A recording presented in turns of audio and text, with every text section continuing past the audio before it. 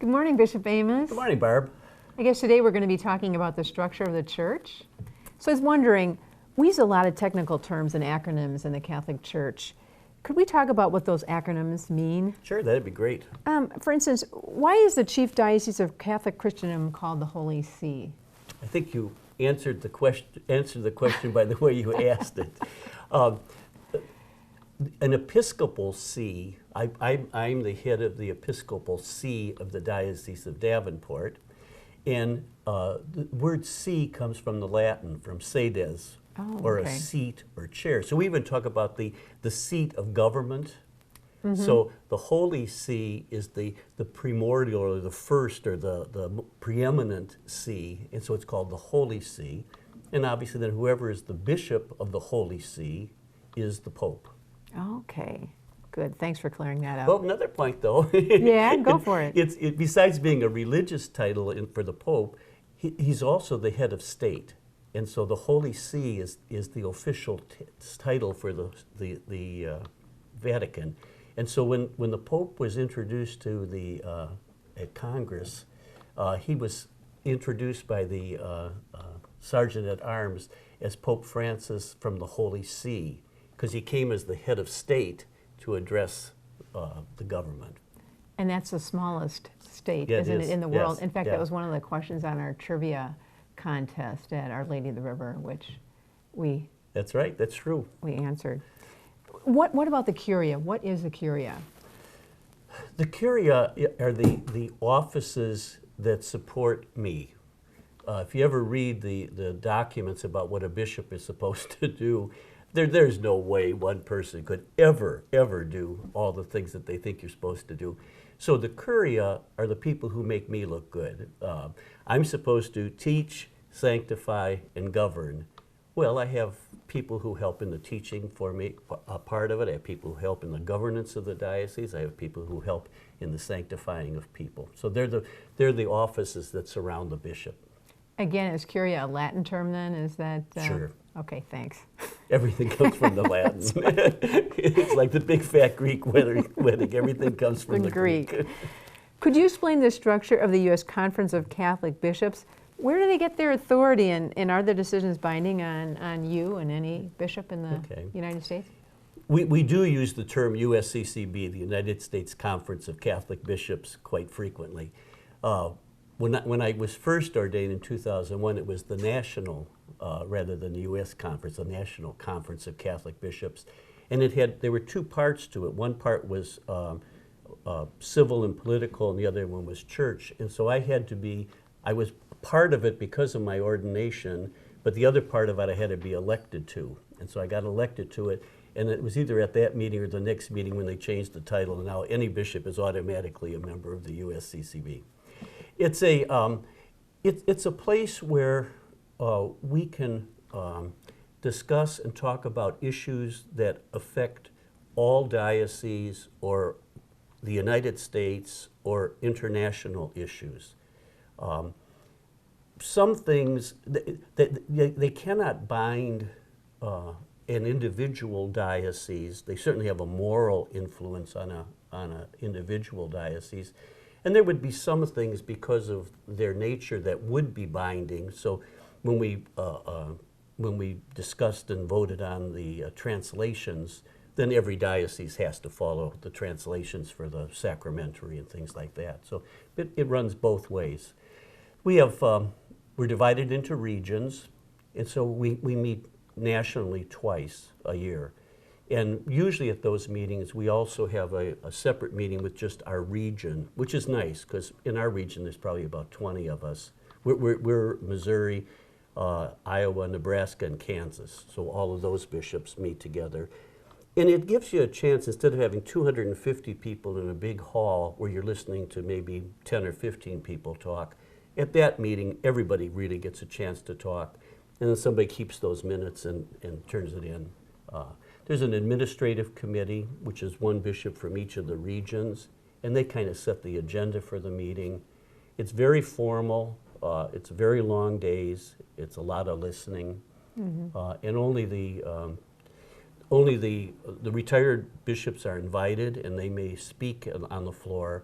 but they can't vote. Only the active bishops can vote on things.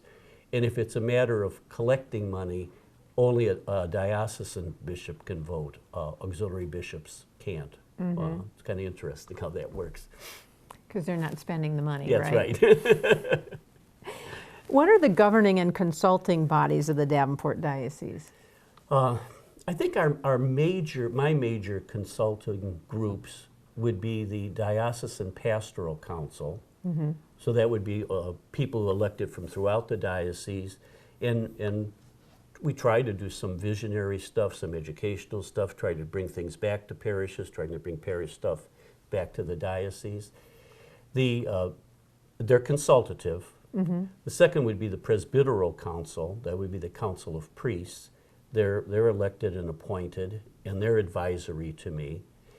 There's the consultors for the diocese. They would be people who have been appointed as consultors, and there's some things in canon law where I have to consult them. It's kind of interesting. Usually it says I have to consult them. I don't have to follow what they say, but I have to at least consult them before I make some steps. Do they need to be priests or can they be lay people? Consultors are all priests. Okay. They are all priests.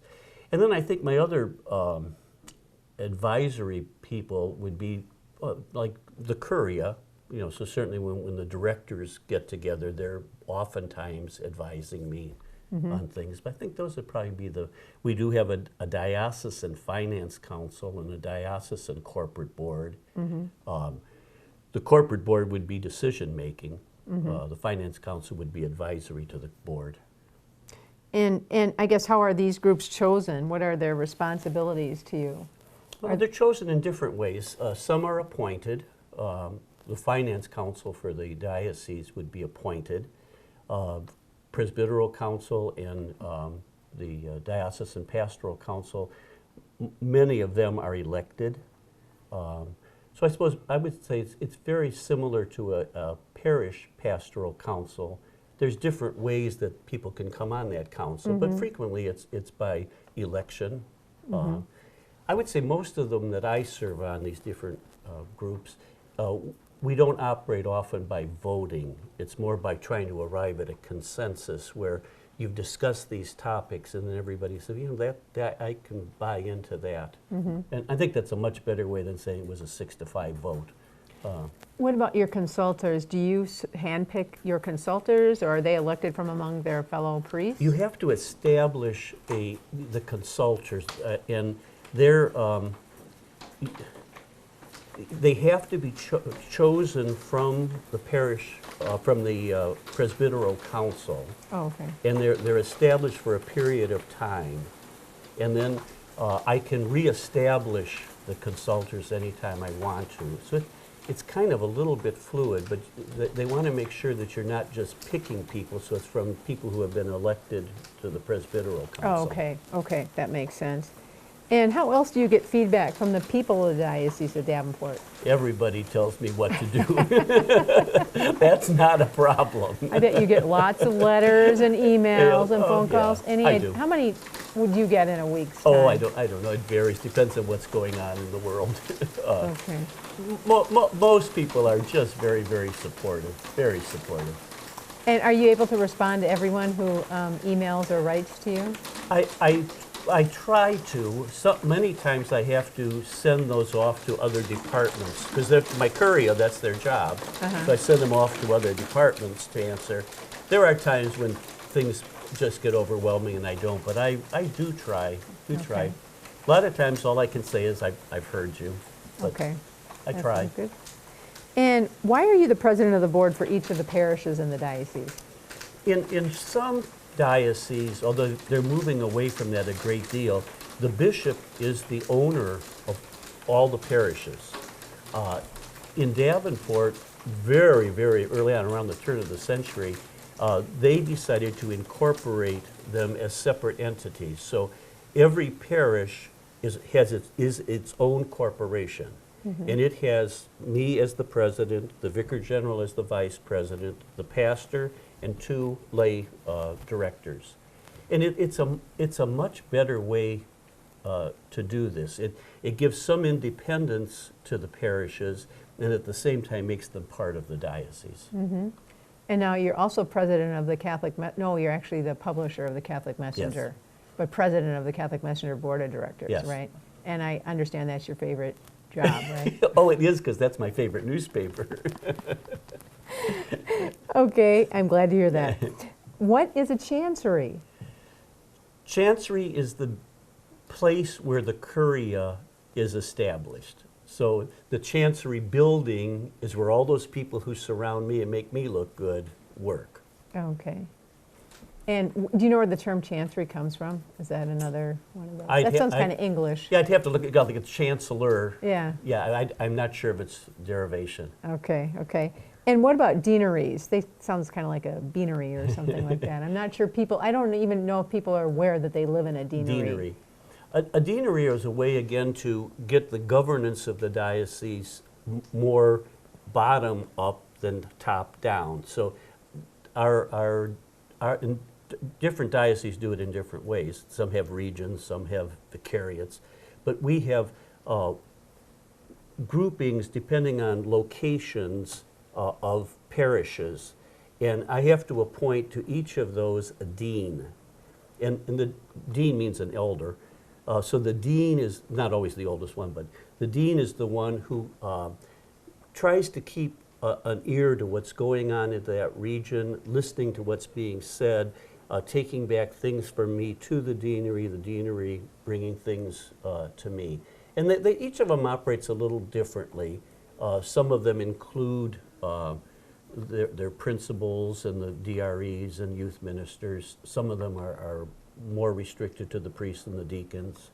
There are 6 deaneries, Correct. right? And then are they allocated by a certain number of parishes, or like are there 10, 5 parishes No, per deanery? They vary a great deal in size because obviously Davenport has a much larger Catholic population than maybe out in Grinnell would. So the Grinnell deanery, because of location of the parishes, might be smaller than the number of people involved in the deanery in Davenport. Okay. And what does the word presbyterate mean? It's a Greek word. The presbyters, episkopos is the bishop, the episcopal is the overseer, and the presbyters are the priests. It's another term for the priest. They're the ones who function below the bishop in the governance and the teaching and the sanctifying of God's people. Great, appreciate that. Is there anything else you'd like to enlighten us about? No. Okay.